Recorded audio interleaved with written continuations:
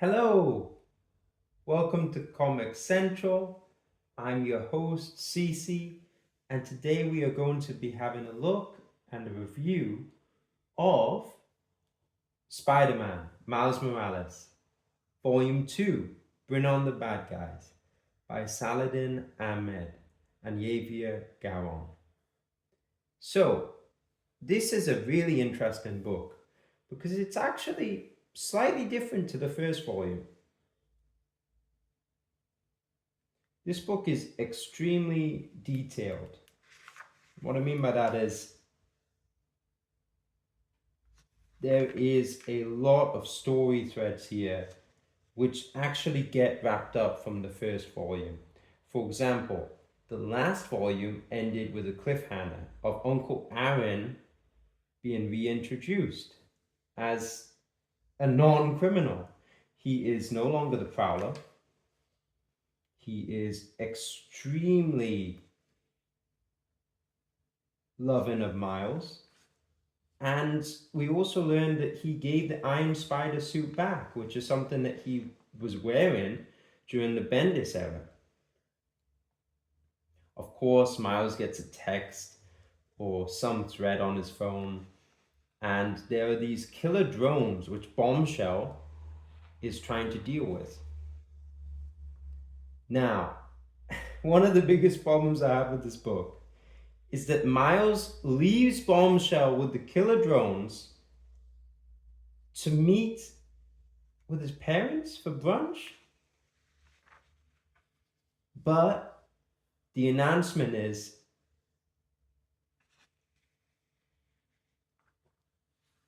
his mother is pregnant. They're going to have a baby. So he is very happy and he is extremely happy.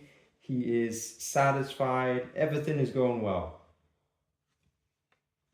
Unfortunately, he gets kidnapped. He gets kidnapped and he actually remains kidnapped for the next subsequent issues. I love this cover. This is amazing. And you can see that the panels turn to dark, to black, and he is just being experimented on. We're introduced to this new character called the Assessor. So Saladin Ahmed does something interesting. He calls his villains very basic names. In the last volume, Volume 1, we were introduced to the Snatcher, who snatched kids. The Assessor is assessing Miles. So I guess whatever works, but I would have liked a more creative name. So they are running tests on Miles. This assessor person is running tests. We don't really know who he is. We don't know who hired him. We don't know what the master plan is here. But essentially, he is so evil, he lets Miles try and escape. As you can see, he's sweating mad. He just looks nauseated, sick. And this is worth the price of admission right here. This spread page should tell you all you need to know about this book compared to Volume 1. I mean, in each subsequent panel and image, you can see how Miles is sweating, he's crying, he's being electrocuted, and all while he's trying to escape. So it is seriously a very dark tone, and I would definitely say that if you are not into darker stories and if you're not into violence, then maybe not, because the extreme violence here against Miles as he is being held hostage is really sometimes hard to read. I mean, he's just drained, as you can see. And the most interesting part of it is we don't know how his parents and his uncle know that he's kidnapped.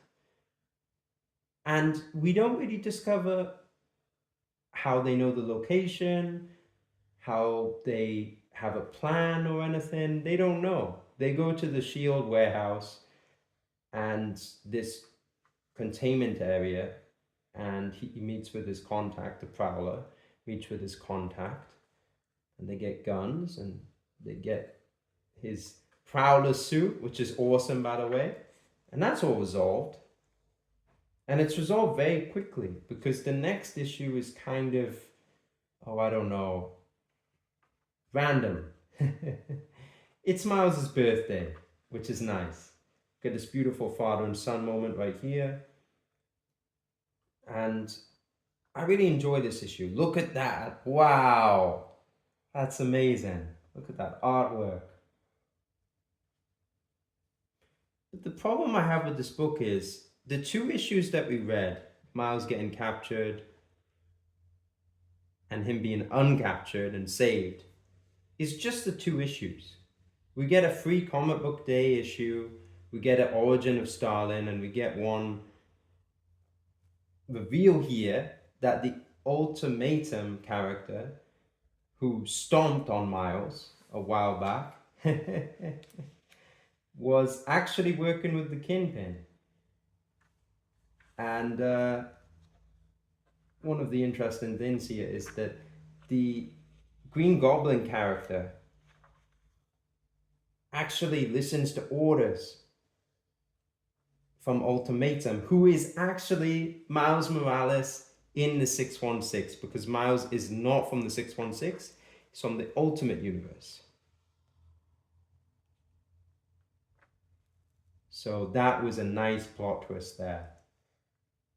And then we get this free comic book day issue, which is simply, I guess, about pizza. They both argue for about 15 pages about Brooklyn has the best pizza according to Miles. And then Peter's like, no, Queens has the best pizza.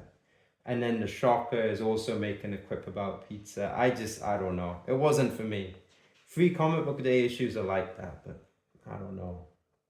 Then we get some of the variant covers. And yeah, it's a fantastic book. I preferred this to volume 1.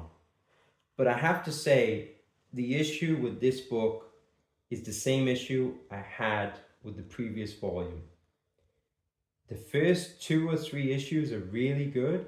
They're gripping and they're extremely entertaining. But then it just feels like filler. But I have to say, with the art and with the mixture of intriguing storytelling at times, it is definitely worth a read. So let me know if you have read volume 1 and would you read volume 2? Thank you so much.